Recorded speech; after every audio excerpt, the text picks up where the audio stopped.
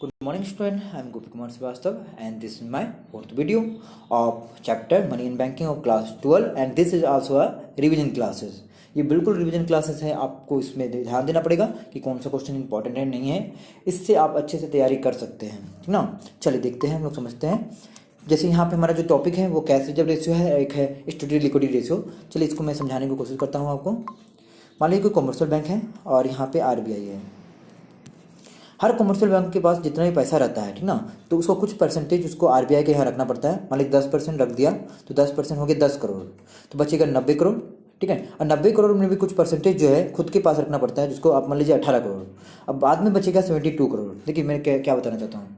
अगर मान लीजिए कमर्शियल बैंक के पास 100 करोड़ रुपया है और उसका कुछ परसेंटेज वो RBI पास रखेगा, क्योंकि RBI ये कंपल्सरी कर देता है कि हमारे पास कुछ परसेंटेज आपको रखना पड़ेगा, ठीक है। चलिए मैं इसको और अच्छे से आपको दिखाने की कोशिश करता हूँ, समझाने की कोशिश करता हूँ। देखिए कमर्शियल बैंक और ये हो गया RBI। मान लीजिए कमर्शियल बैंक के पास 100 करोड़ रुपया है, तो उसका कुछ परसेंटेज मान लीजिए 10% RBI के पास रखना पड़ेगा। इसको कंपलसरी है, RBI ने सेटअप किया है कि मेरे पास कुछ पैसा रखो। इसको हम लोग कैश रिजर्व रेशियो कहते हैं। It refers to minimum percentage of the bank total deposit required to be kept with the central bank, मतलब RBI। हर कमर्शियल बैंक को कुछ मिनिमम या कुछ परसेंटेज टोटल डिपॉजिट का रखना पड़ता है, RBI पास कंपलसरी है, ठीक है। उसके बाद यहाँ पे जो बचेगा, जैसे 90 करोड़ बच गया तो उसमें से भी RBI बोलता है कुछ 20% या 25% खुद के पास रखो। जैसे 90 करोड़ का अगर 20% निकाला जाए तो वो 18 करोड़ निकलेगा। तो यहाँ पे ये जो 18 करोड़ है कमर्शियल बैंक खुद के पास रखता है, इसको हम लोग बोलते हैं statutory liquidity ratio. Every bank is required to maintain a fixed percentage of its assets in the form of cash or other liquid assets. Her bank को ये जरूरी है कि वो एसेट्स के रूप में या कैश के रूप में अपने पास कुछ पैसा रखे। अब बाकी बचेगा 72 करोड़, तो वो कमर्शियल बैंक पब्लिक को लोन दे सकता है। ये इस पर निर्भर करता है।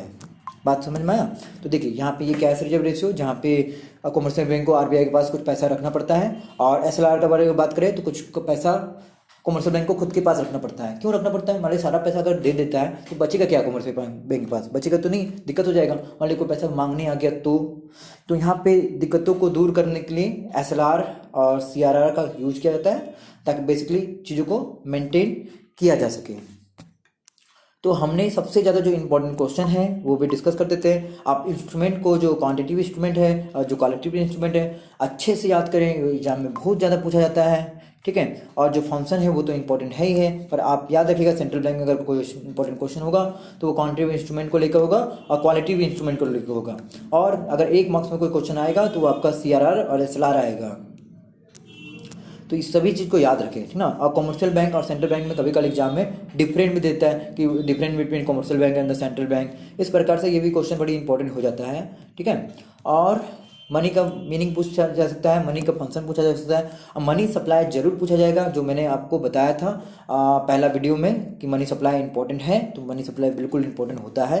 अब बार्टर सिस्टम तो बिल्कुल आपके सिलेबस से हट गया है, और डिफिकल्टी ऑफ बार्टर सिस्टम भी बिल्कुल हट गया है, तो आप इसको तैयारी करें नहीं, तो कोई दिक्कत नहीं। चलिए हमारा ये जो चैप्टर है मनी और सप्लाई का, ये आपको कम से कम 10 मार्क्स प्रोवाइड कर सकता है। तो आप याद रखिएगा कि इस चैप्टर से जो हमारा आपका जो क्वेश्चन है या जो आंसर है वो आपका कम से कम 10 मार्क्स आपको दे सकता है। तो मनी और बैंकिंग अच्छे से याद करें।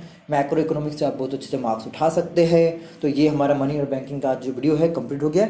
नेक्स्ट वीडियो हम लोग कुछ नया चैप्टर के साथ आएंगे और उसको डिस्कस करेंगे। So thank you, must write and learn every topic carefully. Thank you.